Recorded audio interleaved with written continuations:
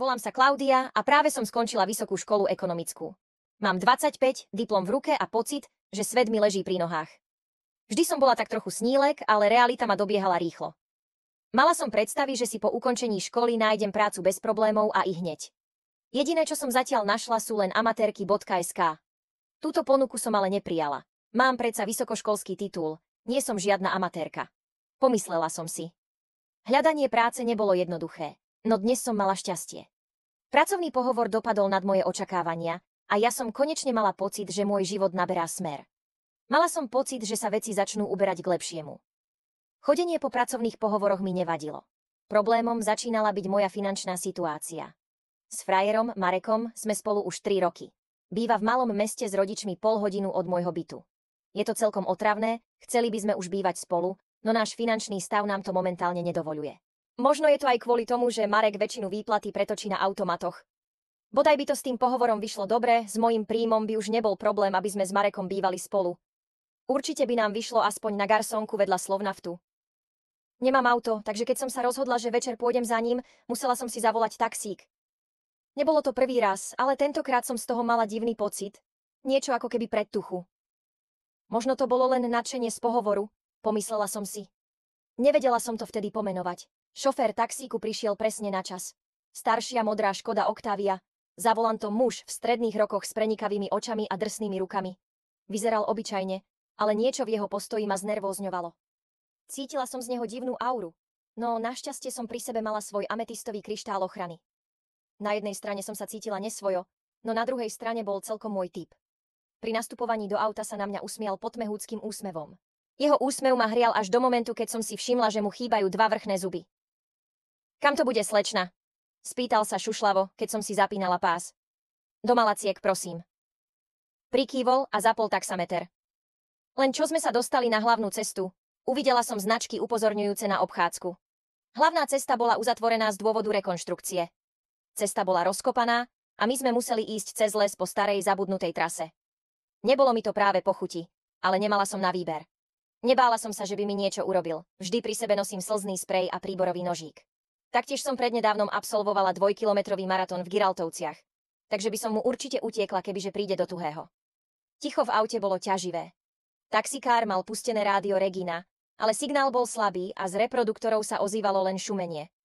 Našťastie, pomyslela som si. Sledovala som, ako sa okolo nás míňajú stromy, vysoké, tmavé a nekonečné. Pripadala som si ako v Twilighte. Už len chýba upír, ktorý by ma premenil. Tento pán to ale určite nebude, keďže mu spodné tesáky chýbajú. A potom to prišlo. Ohlušujúca rana. Hlboká a rezonujúca. Akoby výbuch. Auto sa trhlo, ja som vykríkla a taxikár prudko zabrzdil. Prišlo mi to ako keby, že sa celý svet zatriasol. Naše oči sa stretli v spätnom zrkadle. Videla som v nich zmes šoku a niečoho, čo mi vyrážalo dých. Čistý, surový strach. Spýtala som sa ho, čo sa deje, no nereagoval. Siahla som po telefóne. Žiadny signál. Skúsila som znova. Nič. Taxikár sa hral s mobilom, pokým nezdvihol hlavu a nepozrel sa na mňa. Do hája. A Frankba, megint nemzsa tekje hetesek a respin jokerbol. Namindegi, megint egi honab Graham Semlin. Zamrmlal po maďarsky. To nie je možné. Čo sa deje? Spýtala som sa trasúcim hlasom.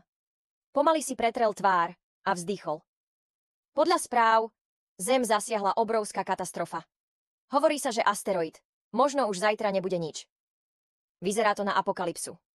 Moje telo sa naplo. Po chrbte mi stekal studený pot. Pozerala som sa naňho, na jeho ruky pevne zovreté na volante. Chcela som niečo povedať, ale hlas mi uviazol v krku. Vybehla som z auta a rozbehla sa do tmy, dúfajúc, že nájdem signál. Behala som ako splašená laň, ale telefón ostával hluchý. Žiadna palička. Skúšala som sa pripojiť na nejakú Wi-Fi, ale všetky boli zaheslované. Nakoniec som sa, lapajúc po dychu, vrátila k autu. Taxikár vystúpil a oprel sa o kapotu. Hľadel na mňa so zvláštnym výrazom v tvári. Tak čo teraz? Spýtal sa. Ak je toto naozaj koniec, nemali by sme si ho užiť? Zamračila som sa. Čo ty myslíte? Teraz nie je čas na hranie Monopoly. Pristúpil bližšie. Cítila som jeho dých, zmes tabaku a kávy. Nie je čas strácať čas. Možno sú toto naše posledné okamihy života. Čo tak si to nejako spríjemniť? Napríklad si zahrať fľašu. Žmurk, žmurk. Ostala som stáť ako socha. Neviem, či to bol šok, strach alebo zúfalstvo, ale prikývla som. Sklopili sme sedačky a pustili sme sa do toho. Zo začiatku to bolo ťažké. Cítila som sa ako v džungli. Pán taxikár asi nepozná žiletky. Bolo to ako hľadať ihlu v kope sena, lepšie povedané ihličku. A tak sa to stalo. Bolo to rýchle a smutné. Najhoršia skúsenosť v mojom živote, no aspoň som splnila sen pánovi, ktorý si mohol dať prvú čiarku do jeho body countu. Keď bolo po všetkom, taxikár sa natiahol po cigaretu a s úsmevom si ju zapálil. A potom povedal toto. Inak. Dúfam, že nebudeš sklamaná, ale to s tým asteroidom som si vymyslel. Nič nám nehrozí. Dlhé sekundy som len sedela, neschopná slova. Mozog odmietal spracovať, čo sa práve stalo. Potom sa mi roztriasli ruky. Mala som 100 chutí ho roztrhnúť. Ospravedlnil sa a povedal, že mi dá 50% zľavu na túto jazdu. Trochu ma tým upokojil. Nikdy som sa ale necítila tak ponížene. Zahanbená. Hlúpa. Ale nič som nepovedala.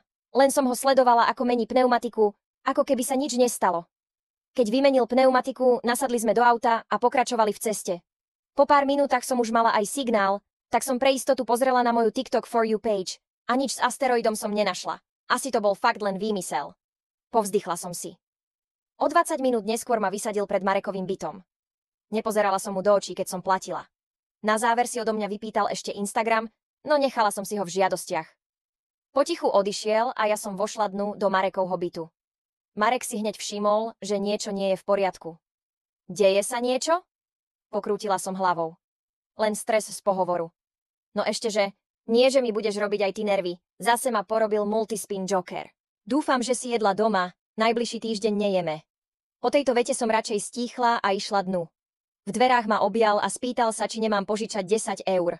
Že vraj má už nasýtený automat a určite to padne aj s jackpotom. A ja som sa rozhodla, že ak som už raz urobila chybu, musím ju niečím prekryť. Takže som mu tých 10 eur dala.